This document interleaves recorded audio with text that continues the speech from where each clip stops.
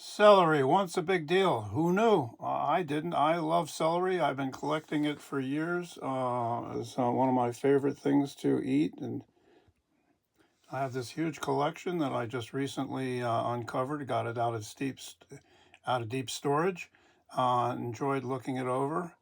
The one thing that I had from my family was that over there on the celery vase, that was on the table of all of our big dinner celebrations, as it was from Victorian times. So I'm explaining this, but even though I love celery, I have that um, food memory, and I have that heritage celery vase that I've kept all these years. I didn't really know much about celery, other than I just liked it, and ended up just collecting stuff about it. So it really has. So everything I'm going to show you in this slideshow, I've learned myself to present this and to share, which is why I enjoy doing this. Anyway, you can see a lot of the positive properties of consuming celery in different forms. Celery was a rarity, which is why we had vases on their tables from Victorian times, because celery was a finicky thing to grow. It was a challenge. It was very labor intensive. You can see how in order to get that nice white stalk, they had to blanch it keep it out of the light with these boards. So there was a lot of work involved in it. It became a real status symbol just to have it on your table because it was expensive and rare from the Victorian times on. And I love this. Christine Kelly Bailey shared her food heritage memory here, saying, "My father and his family for generations before him raised celery in and around Leslie, Michigan, a labor-intensive plant. All of this was done to keep it from turning darker green, bitter, and stringy. It had to be kept damp, but too much moisture or it rotted.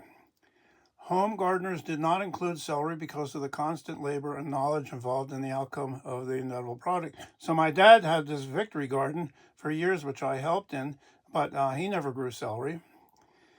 So it was thus considered a delicacy, she goes on, and purchased for the table to impress important dinner guests. This is why finer dinner sets always included a celery vase, including my table as I was growing up. So here's 1869 trade cards, lovely thing to have in our collection, advertising the white plume celery, and this was marketed as and you can see the reverse side explaining it. This was a celery seed that if you grew it, it naturally was blanched white stalk, and you didn't have to do all of that special work of putting the boards up and all the extra effort. This was the selling point of this seed. So way back in 1860s, they were trying to come up with products that were less labor intensive, so that but the point was, it was still a delicacy, it was still expensive, it was still finicky, and people had it showy on their tables.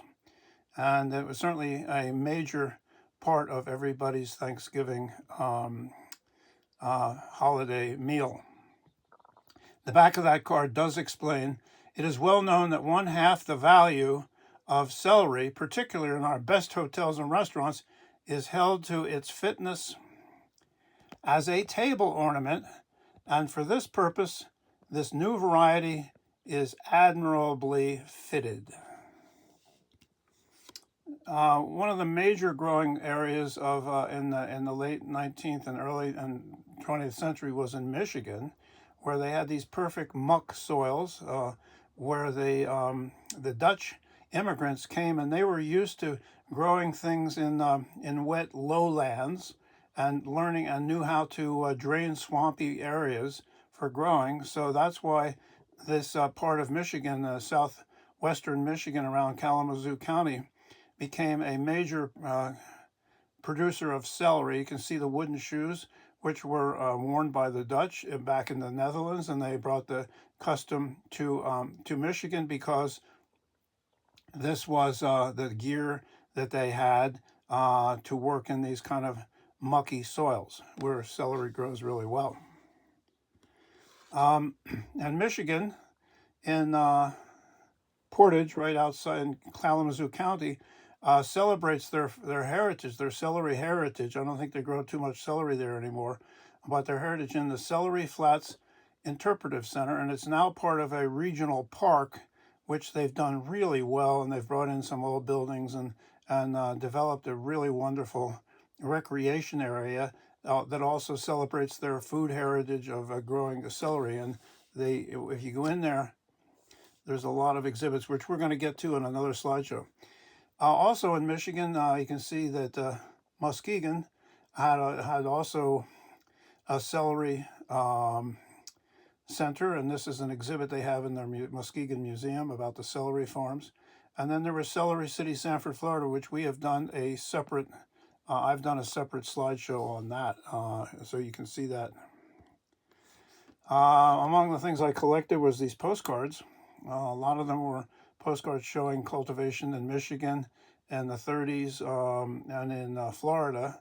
One of these, by the way, is not, it slipped in. This is a picture of a potato harvest in Idaho. Yeah, my interest in potatoes is sort of just slides into everywhere. And you can see here's what is 1870s. Herbert Johnson and Walter Stokes opened their Johnson and Stokes Seed Company outside Morristown, New Jersey, which is near where I grew up. And they were a big supplier of celery seed for for farmers and home growers. You can see one of their trade cards on the left. One of them in the middle came from one of their seed catalogs. And this is this wonderful Cellar of Celery. I love that. It's Cellar of Celery by John Ingram, an engraver who engraved drawings from the famous French artist Boucher. In another slideshow, we're going to be talking about Payne's celery compound, which was a really big seller in the turn of the century, and we will be it's another part of the collection and another part of the whole celery story. So thanks for joining me on this show, and we'll see you again. If you like these shows, you can always subscribe, and you can tell your friends and leave us comments. Bye.